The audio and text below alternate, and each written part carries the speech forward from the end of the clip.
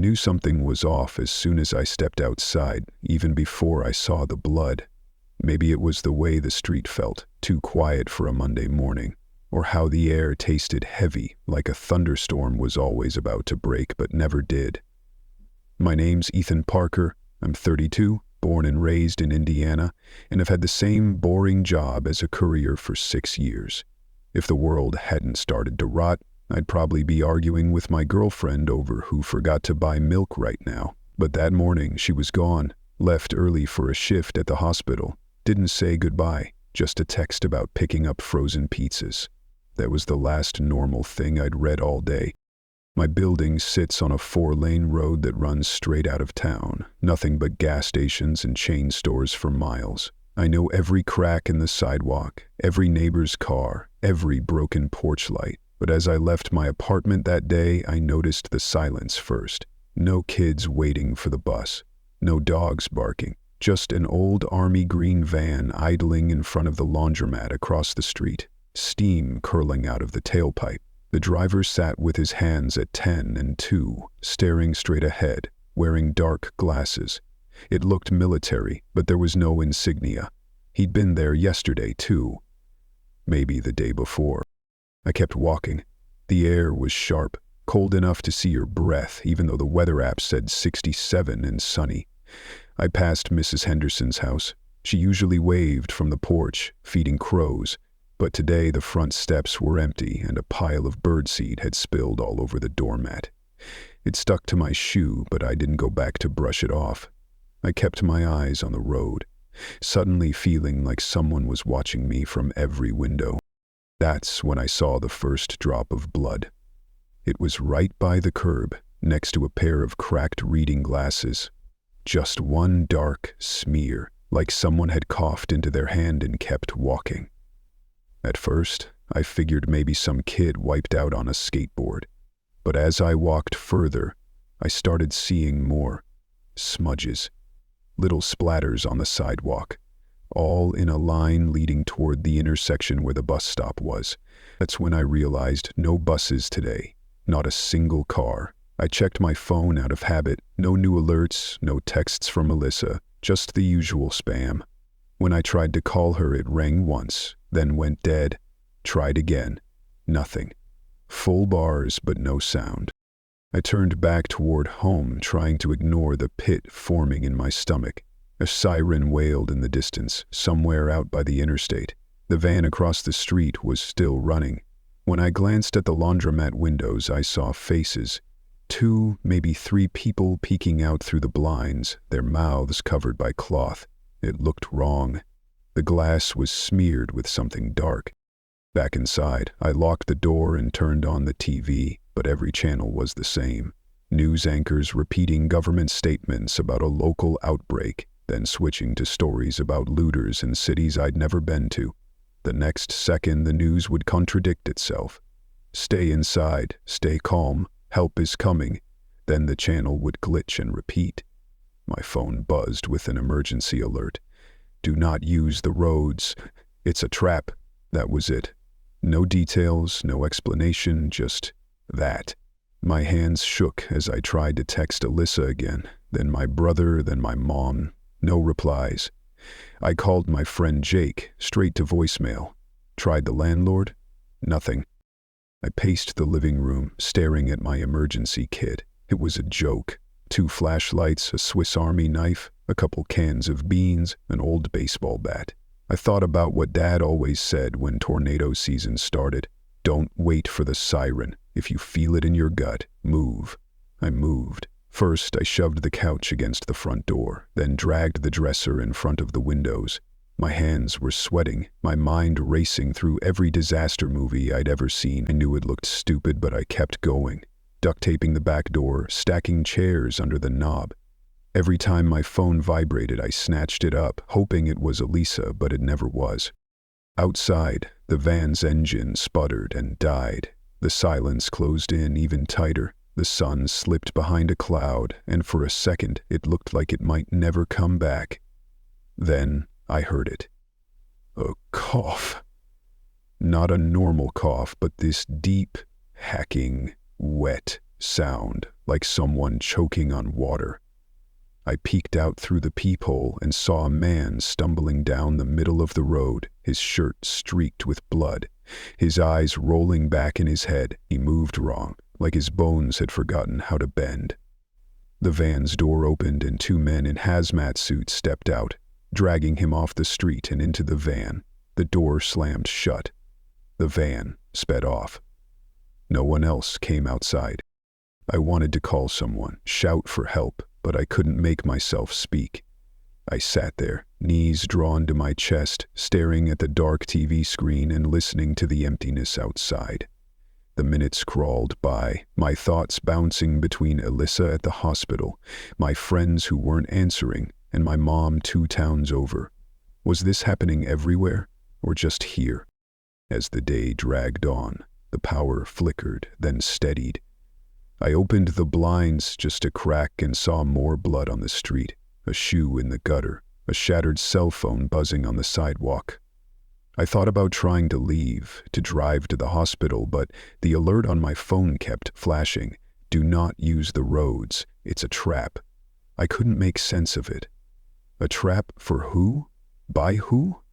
I looked at the map app. Every major road was marked in red, all the alternate routes too.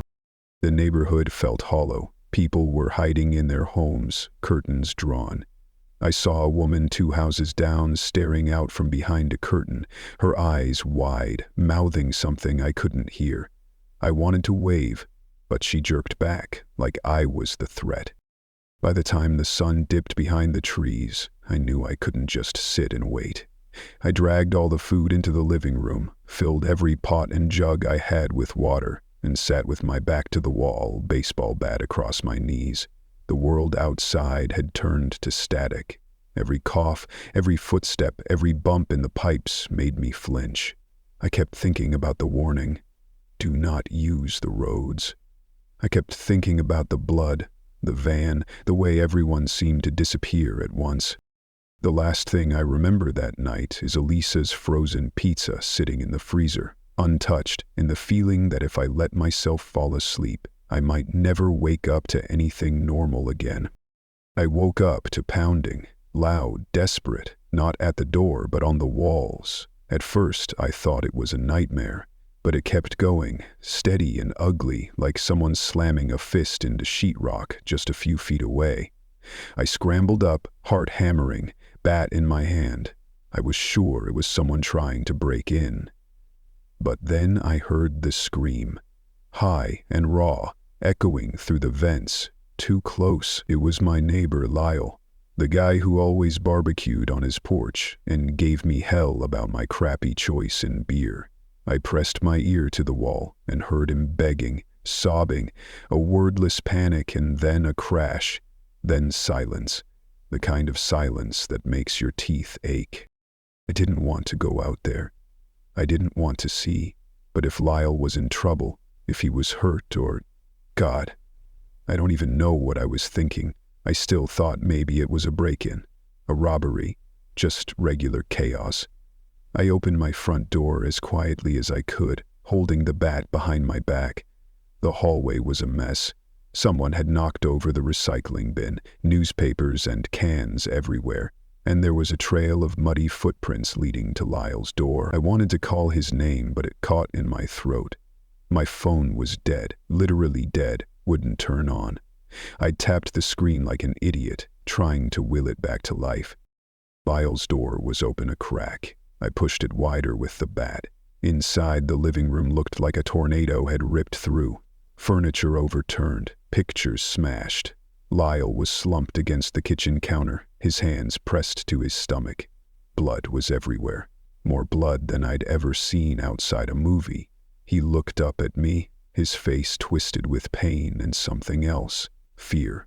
He tried to talk, but all that came out was a wet, gurgling sound. I started toward him, and then I saw it, something moving in the shadows behind him. I froze. For half a second, my brain wouldn't accept what I was seeing. It was Mrs. Henderson, the old lady from down the hall, except her mouth was rimmed in blood, her eyes wild and unfocused. She was crawling, actually crawling, across the floor toward Lyle, hands leaving red smears behind her. She didn't look right. Her skin was gray, lips torn and trembling, and when she reached Lyle, she bit into his arm like a dog. Lyle screamed. I staggered back, tripping over the rug, the bat clattering against the wall. Mrs. Henderson looked up at me, her jaw working, and let out this horrible, choking moan. That's when I ran. I ran like hell, not caring how much noise I made, slamming my apartment door and shoving the couch back into place. My hands were shaking so bad I could barely lock the deadbolt. I crouched in the kitchen, listening to the sounds of fighting and screaming through the wall, knowing there was nothing I could do. I wanted to call 911, but there was no signal, nothing. I felt completely cut off, like the world had ended and I was the only idiot who hadn't noticed.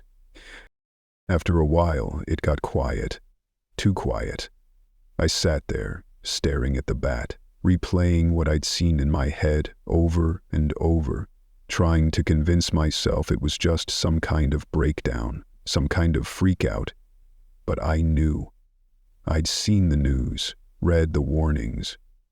I just didn't want to believe it. When I finally looked out the window again, the street was chaos. A car had crashed into the corner store, the horn blaring nonstop. People were running, just regular folks. Moms in bathrobes, guys in work boots, a couple of kids. Some of them were covered in blood. One guy tried to flag down a passing truck, but the driver swerved and kept going, almost hitting him. I saw 2 cops on foot, guns drawn, but they looked scared, lost. I saw a woman get dragged down behind a hedge, kicking and screaming, but nobody stopped to help her. It felt like the world was splintering in real time. I knew I couldn't stay in the apartment. The warning kept buzzing in my head, do not use the roads. But how long could I sit in here, boxed in, with who knows what crawling the halls? I grabbed my backpack, stuffed it with everything I could: food, water, duct tape, even my passport, like that meant anything anymore. I looked at the baseball bat and wondered if it would even help. That's when I heard my phone vibrate, just once.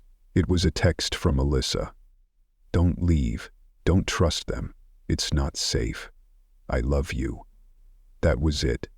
No explanation. The message timestamp was from hours ago.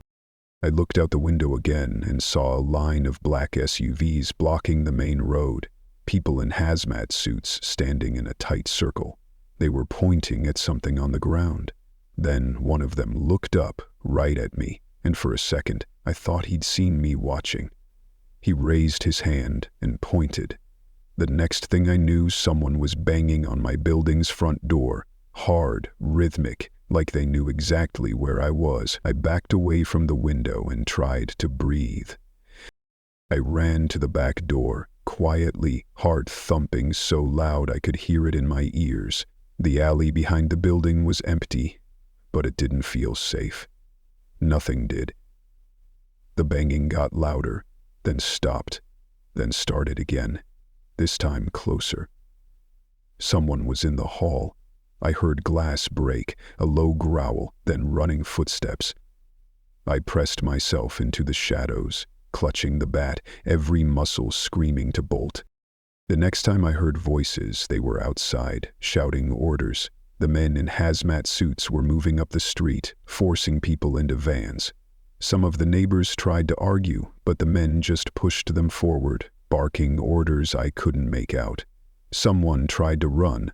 There was a pop, like a gunshot, and then more screaming.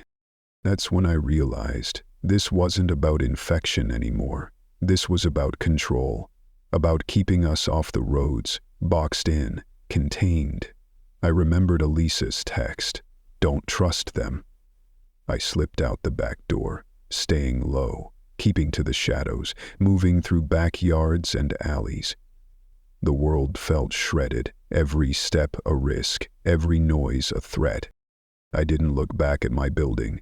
I just kept moving, desperate, hunted, with nowhere safe to go. The rules had changed. It wasn't just the dead I had to worry about now. It was everyone. If you'd asked me yesterday, I'd have told you I was a decent person. I paid my taxes, recycled, took care of my girlfriend's dog when she worked nights. I always believed deep down that when things went bad, I'd still be the guy who did the right thing.